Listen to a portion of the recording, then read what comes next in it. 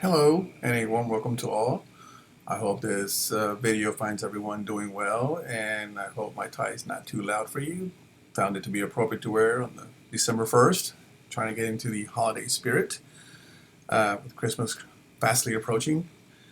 But as this is our last recording, I promise not to make it too long. I know I can surely appreciate the value of time with everyone's busy work schedules and shopping schedules and what have you.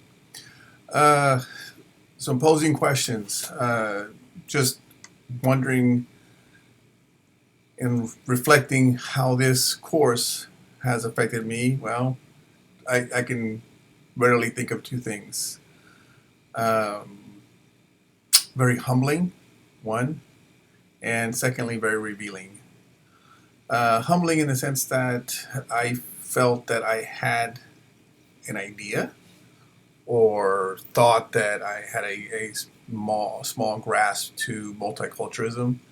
And I feel comfortable saying this because through my years of practicing in the hospital setting, we were required to go through regular mandated multicultural training, professional development from the hospital.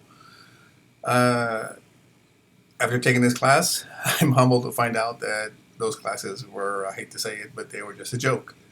They were just, crumbs of this big piece that we've taken this semester. Revealing in the sense that I revealed to me that I really knew absolutely nothing, that I actually knew very little about multiculturalism and the importance of it, and more importantly, the effect and that it takes on other folks in the way we speak and in the way we uh, say things or speak with our hands or comments that we make without even thinking about it. So mindfulness was something that was very awakening to me. I really do now try to be mindful in what I'm going to say. I've always been an individual that felt that not that I didn't have a filter, but I felt that it was just best to be politically correct in saying what you wanted to convey.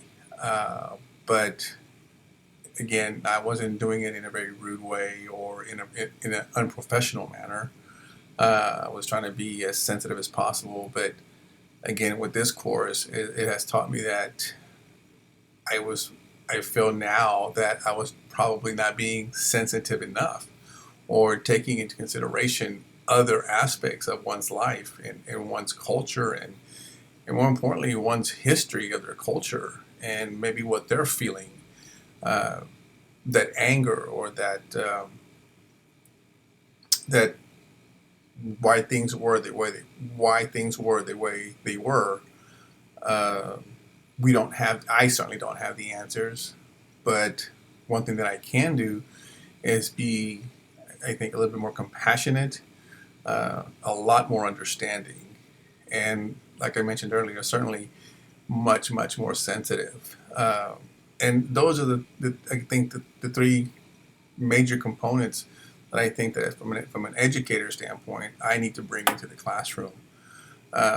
From a bigger aspect within my professional life, I'm privileged to serve on various committees, and on one of them that I do serve is I work with student services area with student orientation, and I think that this is something that um, we certainly need to look at and how to increase cultural awareness, mindfulness, acceptance, inclusion. And I think that from a policy standpoint, that's where I would try to make a bigger impact as far as policies going. I found that what Quay and Harper had to offer in the readings, and I find myself even now going back and when I find something in the classroom or I see something or hear something, I find myself going back and then referencing back to them. And then in the classroom, I found myself trying to implement or put into practice Barilla's suggestions from from her readings. So it's just interesting how these books have impacted. Another book that I found to be very extremely helpful uh, was Cuj, Howard Hamilton, and Cooper. Their readings and their offerings from a campus type, from a much larger perspective.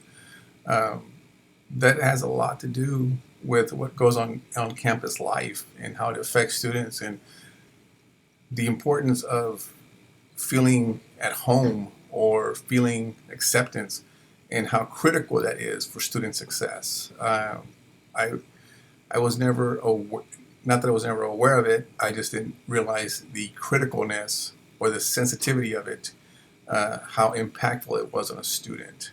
Um,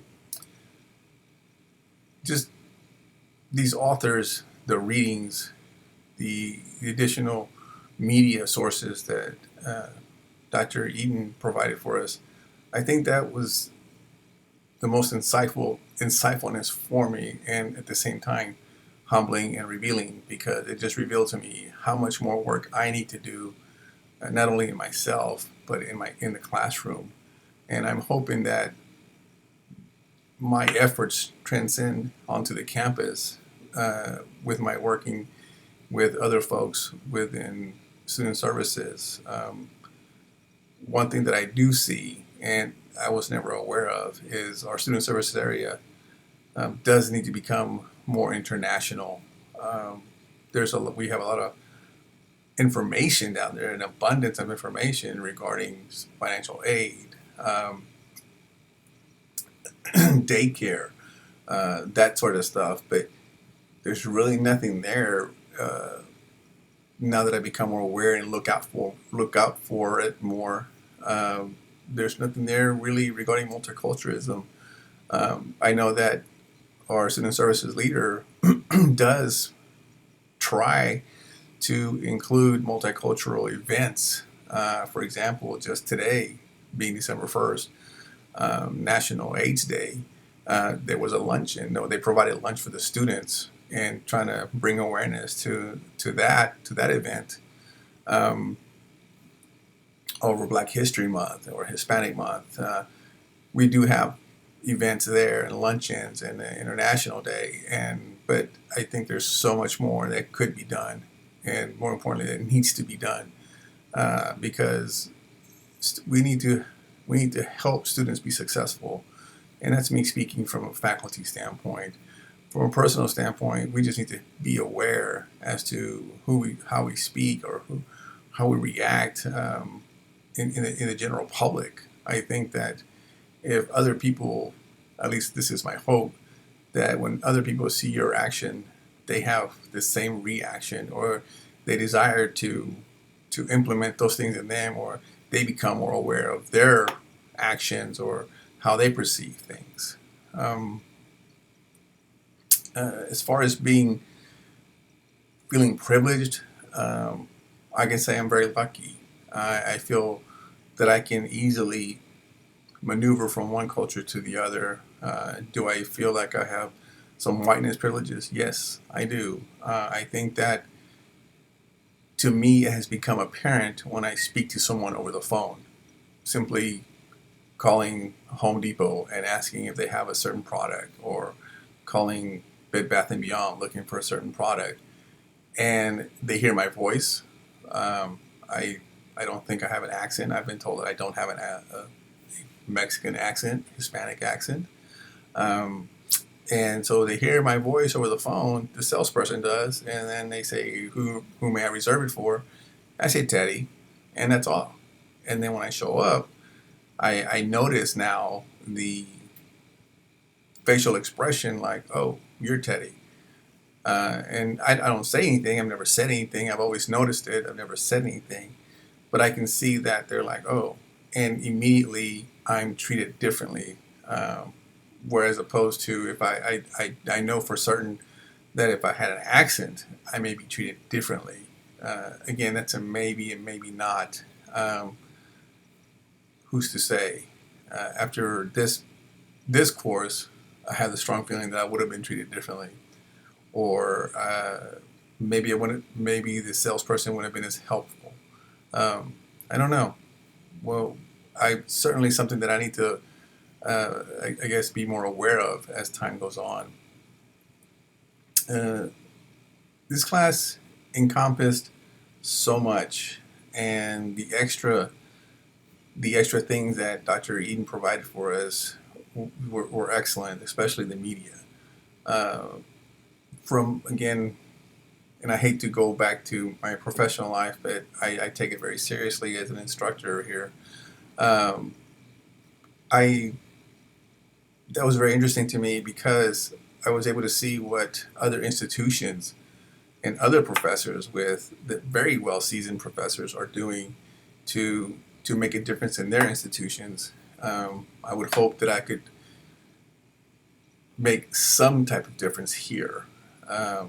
We are a community college. It's very multicultural, um, and I every day or every year when we accept a new cohort, I see that diversity just increasing, and I know that that diversity is just going to continue to increase. And I know that I need to be prepared. I need to make that effort to be prepared so that I can be a better teacher, so I can teach better. Um, I need to be able to get these international students to be more engaging. Some of the strategies provided by Quay and Harper were, for example, group assignments to where you can get the international student to be a little bit more engaged, or to ask for assistance with special projects and try to gain their trust so that they can feel some type of ownership. I think the minute they feel some type of ownership, they'll feel worth, and then they're going to feel that inclusion, and they're going to want to open up, or not so much open up, but be a lot more engaged. Um, Overall, again, the class has been wonderful. Dr. Eden has provided a wealth of knowledge. The readings, again, looking at Quay and Harper and the strategies they provide. Um, this is honestly the first book that I've ever read or have had the privilege of reading that not only taught you the theory or made it a point to teach you the the ideas and the feelings of the student, and how what to look for, how to increase your sensitivity, but it also gave me the strategies on how to implement that in the classroom.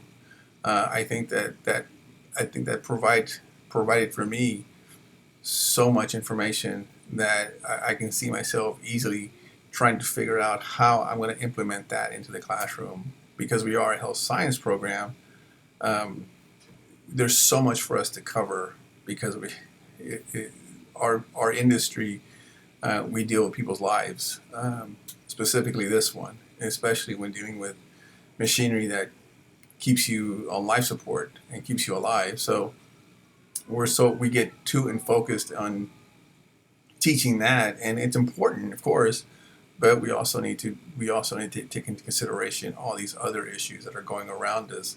Uh, just because we're in medicine doesn't mean we're not affected by it.